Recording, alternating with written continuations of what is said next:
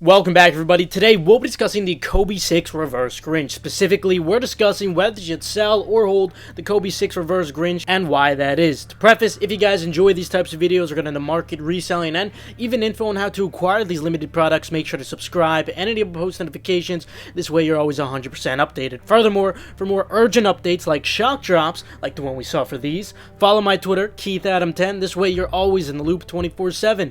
And for early info before the shock drops occur, Endurance always has your back. In fact, there's a huge shock drop coming very soon, so stay alert. As always, I will be posting all the precise early information, including the time and drop method inside of Endurance, which you could join with the link below. But for those who don't know, the Kobe 6 Reverse Grinch releases on December 15th, tomorrow. However, there already was a shock drop for them, which consisted of nearly 45,000 men's pairs being released, along with 65,000 pairs via exclusive access, all of which are already in circulation now, which is why prices are already quite low for these. This is important to keep in mind for what we're about to talk about later.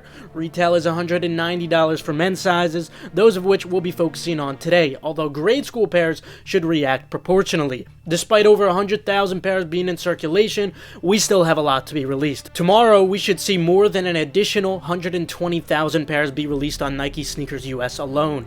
This is far above average for a Kobe, keep in mind. In order to determine if the Kobe 6 Reverse Grinch will be a fruitful hold, we will cover an estimated range of what the sneaker will settle at after the drop, and also when shipments come in, essentially the pairs going in circulation, whether they're expected to increase post-drop or even hypothetically decrease, along with how much specifically over specific periods of time. And finally, what type of margin are we looking at for these in terms of holding? Not the retail to resell initial margin, but rather just the hold margin over X period of time. In other words, even if they do go up, are they going to be worth your time? Kicking it off, let's discuss the estimated range that you should be settling at. To begin with, stock for these is above average for a Kobe, as we already discussed. As for demand, it is also significantly above average even for a Kobe, which would already have very high demand. Despite over 100,000 pairs already being in circulation, pre-sale is still holding up well over $300, and the sale volume is absolutely insane. At the moment, the day before the drop, this leaves the current average at $352 for sizes 8 to 12. Bigger sizes will be the best, of course. We normally see a notable change post-US drop. This is when we normally experience what I like to refer to as the impulsivity effect. You guys should know what I'm referring to by now. We discuss it very frequently on the channel. Regarding the impulsivity effect, if you haven't watched my seller hold videos before, sneaker drops specifically impact human impulsiveness significantly after an individual fails to acquire that desired product due to insufficient supply and too much demand. Therefore, on average, we normally see about a 5 to 10% increase of the pre-drop prices post-drop. When it comes to these, I think it is very probable that we do see a positive impulsivity effect, potentially as much as 10%. This is due to there already being half the stock in circulation, driving prices down, potentially making them slightly oversold, in addition to this being one of the most highly demanded pairs we've seen in a while.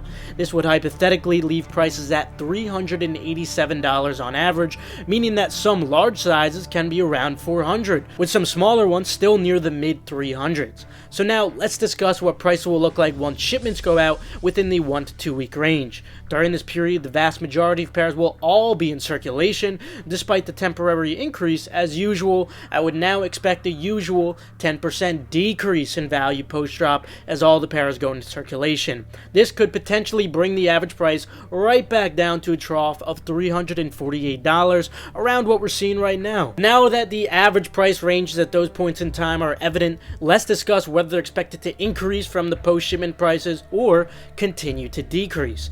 In general, Kobe's have actually proven to be some of the best holds in recent years, and I don't think these are an exception. I don't believe they are overvalued either. In fact, the high stock on these have made them relatively cheap compared to other pairs with far less demand. So finally, regarding the hold margin on these, essentially, are they going to be worth your time even if they do go up eventually?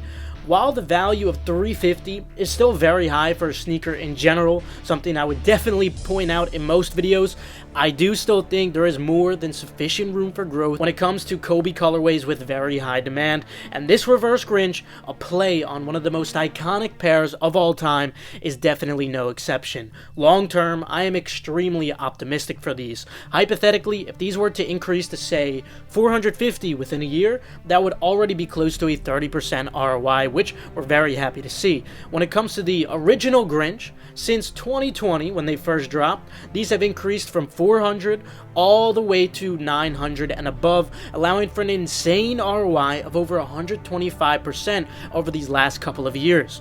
While I wouldn't expect the same for these, it still gives me a very optimistic long-term outlook beyond just 1 year. Hence, I would rate these far above average of a hold at 9 out of 10, one of the best holds we've discussed on the channel ever.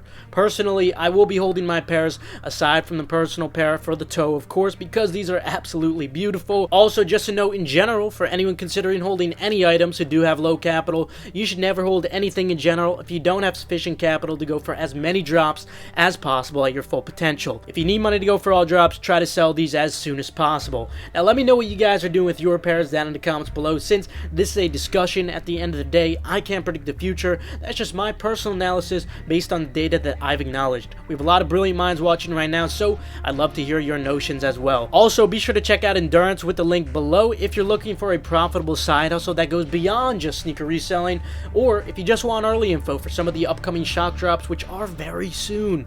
Remember, we also have free sneaker guides and free Chick-fil-A on that same link below, so be sure to check it out. With that though, have a fantastic rest of your day, and congrats if you copped, or good luck if they haven't dropped yet.